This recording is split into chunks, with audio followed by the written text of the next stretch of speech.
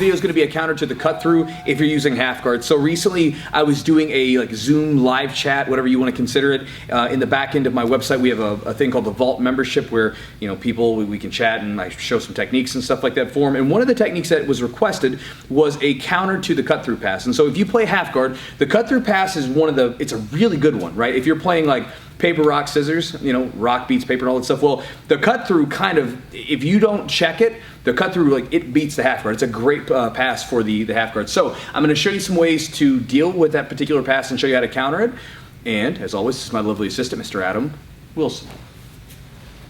So in case you're not familiar with the knee cut or cut through or knee slice, it has a ton of different names. Basically, if you're playing a half guard position, this knee will come through, boom. There's a ton of different grips that will be used here, and Adam will just cut right through and then pass the guard right there. And it's a great pass to use against half guard. So what we're gonna do is, if you feel someone going for that cut through, you gotta be sensitive to it, but the position that we're gonna try to get to is up on the elbow. So right here, I don't like to be caught like on my back flat like this. Plus, it's very easy for him to get this. So if for some reason he had this sleeve or something like that, I would start to fight this first and come up to my elbow. Little detail about coming up to your elbow. When you do this, go in line with your body and then up. A lot of people try to sit up, and this is very difficult, especially when he's pushing against me right here. I'm not gonna be able to sit up. The little muscles in the back of my shoulder aren't gonna be able to do that, but he can be pushing. If I go in line with my body, I can do that, plus I'm not gonna sort of torque on my shoulder. Now, this hand, and I'll give you a different angle in just a minute, is gonna go back and I wanna grab the hip. If gi or no gi, it really doesn't change that much. In the gi, I'll get a handle on the pant grip. On the no gi, I'll just grab the side of his hip. Now from here, what I wanna do is I wanna get Adam off balance, because right now he's in a good spot and I'm kind of having to defend him. But if I can get him to post on the mat, then I have an option. So what I'm gonna do is I'm gonna drop my shoulder and get his hands to post.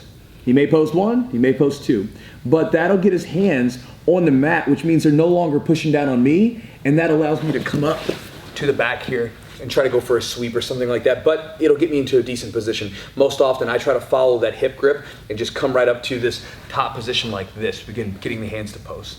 If for some reason, if he posts, back here, if he posts, but he comes back, I'm gonna be in a better spot here to start playing like a good half guard position, right? So even if for some reason, if I'm not able to come up, I can still go for the half guard. Let's take a look at this back angle so you can see what's going on with the hips and everything else. So again, Adam goes for his cut through, boom. I come up to the elbow. I like to get this hand on the hip. Now again, if it's no-gi, I'll literally just cup, like take my hand and try to cup the side of his hip. If it's the gi, make use of the pant and grab onto this hip. This hip is a really strong grip that a lot of people don't utilize. Now, from here, the goal is to drop and then get Adam to post. Now, when I'm doing this, a detail that I didn't show yet is that I'm gonna be using my knee to bump him. And if you wanna know if you're in the right place to use the knee bump, you can take your leg that's on top here and just do this. So you should be able to move the person, right? So in one motion, I'm dropping to my shoulder, pulling with my hand, and bumping up with the knee. And then following up, or for some reason, if you did get back into tight position here, I would start to drive this knee into position and then play this outside leg half guard, okay? So again, the motion, just for a visual, is here, okay? I use the knee, I drop, pull up, and use that knee at the same time, okay? One more time.